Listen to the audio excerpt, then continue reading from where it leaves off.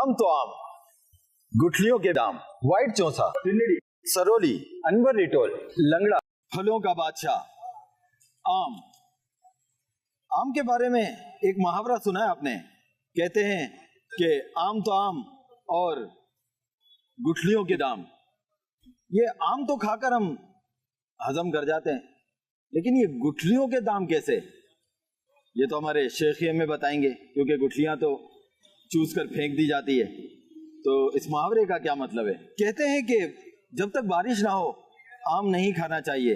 जब तक बारिश नहीं होगी तो आम खाएंगे तो दाने निकल आएंगे। अगर बारिश का इंतजार करें और आम का सीजन भी आ गया है और बारिश ना हुई तो आम तो दुनिया फानी से उस सीजन के लिए रुखसत हो जाएंगे। तो ऐसे में क्या करें?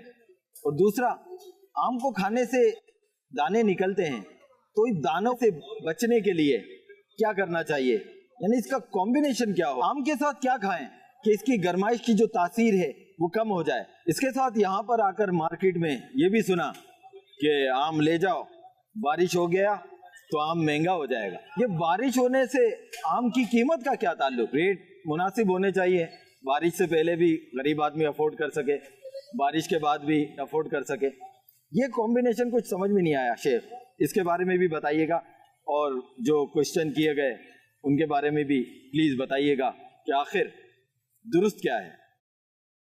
आम का सीजन तो है, अल्लाह पाक की बहुत बड़ी नेमत है। गरीब, अमीर, बादशाह, फकीर, आम कोई नहीं छोड़ता होगा, सब खाते होंगे। तो अब ये कि आम के आम गुठलियों के दाम, तो इसका लुगत में मैंने देखा था कि आम भी बिकता है और आम खा लो तो गुठलियां भी बिक जाती हैं। लेकिन मुझे इसका कोई तजर्बा नहीं है कि गुठलियां बिकती हैं या नहीं, फेंक दी जाती है, ये तजर्बा है। अलबत्ता हम छोटे होते थे ना तो गुठलियों को सेंकते थे घर में, सेंक कर इसके अंदर से कुछ सफेद गुठली निकलती है, वो खाते थे। तो मैं इसके माना अपने तौर पर ये समझता था, लुगत में जो थे वो अर्ज किए मैंने कि दोनों तरफ से नफा है इसमें, आम में भी और गुठलियों में भी। बच गई गुठलियां तो भी नकारा नहीं है, बिकती हैं, ये लिखा हुआ है, देखा हुआ नहीं है।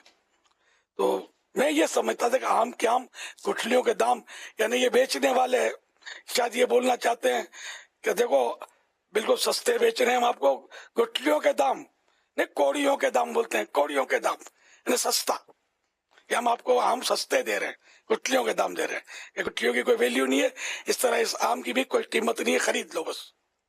शायद ये माना मेरी समझ में ये आते थे, लेकिन मेरी समझ भी बता दी, लुगत की लिखत भी आपको अर्ज कर दी। अब आप जिस पर भी डन करें, शरई मसला तो है ही नहीं है। आम अल्लाह की नेमत है, इसकी कदर चाहिए, लेकिन हर चीज की एक लिमिट होती है। हर चीज मतलब अपनी लिमिट के अंदर ही इस्तेमाल होनी चाहिए। राय के बारिशों से पहले तो मैंने एक हकीम साहब से रुजू किया, उन्होंने दूसरे हकीम साहबान से मुशावरत करके मुझे कुछ मतलब बातें इरशाद फरमाई। उन्होंने इस तरह रहनुमाई फरमाई कि बारिशों से पहले या बाद आम खाने का कोई खास ताल्लुक तो समझ नहीं आता, मगर यह बात अवाम में मशहूर जरूर है। एक बात इस हवाले से जरूर समझ आती है कि वो अफराद जिनका मिजाज सुफरावी यानी गर्म है, उनके लिए बारिश के बाद आम मुनासिब मिकदार में खाना यूं मुफीद रहता है। बारिशों के बाद गर्मी में कमी और मौसम में नमी न तरावट, मौसम में पानी की मिकदार बढ़ जाती है। मगर दीगर मिजाज, मसलन सर्द मिजाज या तर यानी बलगमी मिजाज वाले अफराद मुनासिब मिकदार में बारिश से कबल या बाद जब भी खाएं मुफीद होगा, इनाम खाना फायदा देगा। एक वजह यह भी समझ में आती है कि दीगर फलों की निस्बत आम का फल लोग ज्यादातर ज्यादा मिकदार में, वो भी कमो बेश मुसलसल खाए जा रहे होते हैं, और पानी भी कम पीने की आदत होती है, और ग़िज़ाएं भी आमतौर से मुरग़्ग़न यानी ऑयली इस्तेमाल की जाती हैं, और मौसम भी गर्म। तो यूं भी बहुत से अफराद, बड़े बच्चे गर्मी दानों से मुतासिर होते हैं।